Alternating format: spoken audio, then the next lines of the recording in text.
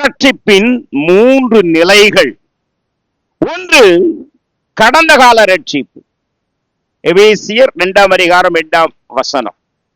விசுவாசத்தினாலே கிருபையினாலே விசுவாசத்தை கொண்டு ரட்சிக்கப்பட்டீர்கள். இது உங்களால் உண்டானதல்ல, தேவனுடைய ஈவு. கிருபையினால் விசுவாசத்தை கொண்டு ரட்சிக்கப்பட்டீர்கள். இது கடந்த கால ரட்சிப்பு. அல்லேலூயா. இப்போ இரண்டாவது நிகழ்கால ரட்சிப்பு. நிகழ்காலத்தில் நடந்து கொண்டிருக்கிற ரட்சிப்பு. அதுதான் பிலிப்பியர் 2:12 வாசிக்கிறோம். அதிக பயத்தோடும் நடுக்கத்தோடும் உங்கள் ரட்சிப்பு நிறைவேற பிரயாசப்படுங்கள். அல்லேலூயா.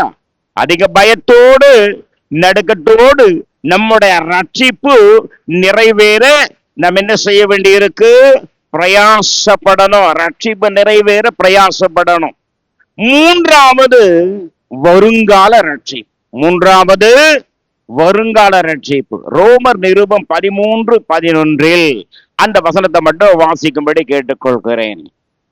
ரோமர் 13ஆம் அதிகாரம் 11ஆம் வசனம்.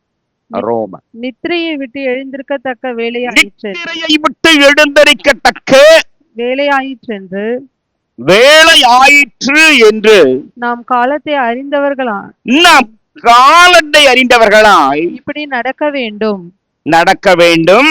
நாம் விசுவாசிகள் ஆனபோது ரட்சிப்பு சமீபமாய் இருந்ததை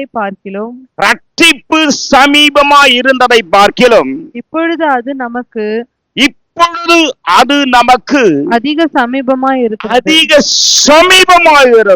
பிரைஸ் தி லார்ட். ரட்சிப்பு சமீபமாய் இருக்கிறது.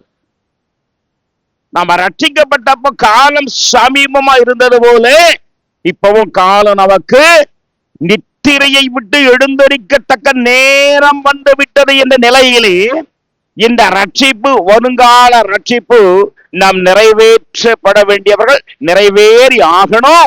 அந்த ரட்சிப்பு நிறைவேற இரண்டாவது சந்தர்ப்பத்தில் சொன்னது போல ரட்சிப்பு நிறைவேற நாம் என்ன செய்யணும்? பிரயாசப்படணும். ரட்சிப்பு